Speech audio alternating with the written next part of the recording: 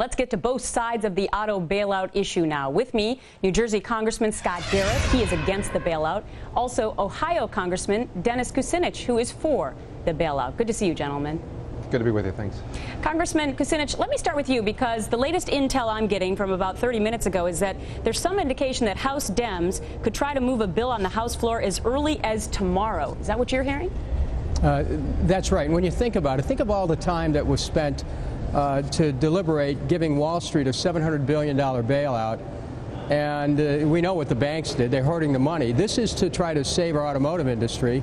And frankly, the $15 million is just a bridge fund. We've got to decide whether America is going to remain a superpower or not. And if we can't maintain the ability to make things, cars, steel, aerospace, and to have a shipping industry, we can't be a superpower anymore. So we have to, this really is a question about what kind of a country are we?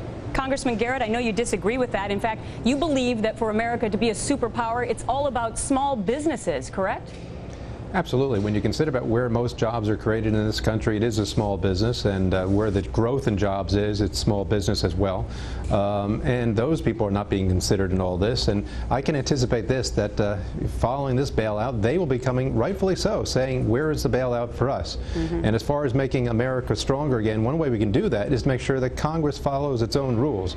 Dennis is right when he said that we did not go through the regular process of debating a bill when we did the $700 billion. Guess what? If this comes up tomorrow, we're not going to have any hearings to debate this either. Yeah. Just going to come right through and be done with it. And Congressman Kucinich, the interesting thing is that Barney Frank this time around is not saying that he absolutely has the votes, because remember what happened originally with the $700 billion bailout. They didn't. So what do you think now? Because we've got Congressman Garrett, who's going to vote no. We've got Senator Shelby. We've got Senator Ensign. I'm sure you know of a heck of a lot of people. Is this thing going to pass? Well, I would agree with Congressman Garrett that we should be thinking about sustaining small business. But let's look at this matter again. This is about whether or not we're going to have an automotive industry.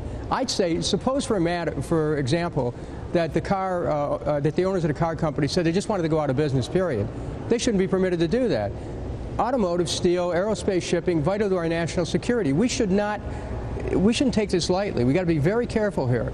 And so I'm hopeful that members of Congress will understand there's a much bigger picture at work here. And while tomorrow, if in the House, it's going to be $15 billion, we really have to take custody of an industry that's failing in order to protect our national security. This is a very serious security issue. We cannot ask China to send us steel if we've got to defend ourselves. We've got to start remembering that providing for for our common defense is one of the formational principles of our country. And Congressman Garrett, I mean, Congressman Kucinich has some very good points, and that's because this issue is so complicated. It's not just cut and dry, really, for it against it, because there are so many millions of Americans affected by this. But I know one of your concerns is whether or not the taxpayers who are going to fund this bailout, whether or not they'll ever see any of that money back.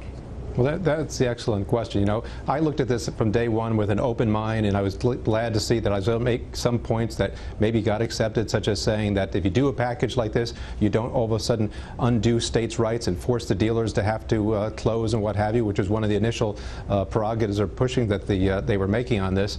But you're right. At the end of the day, the question is where the money is coming from. And some people say, well, is it going to come from the $25 billion that's already appropriated? Does it come from the TARP funds? You know what? At the end of the day, it all comes from the same place, the taxpayers. And it's you and me and everyone else who's watching this. They will be paying for it. They're wondering whether they're going to get back.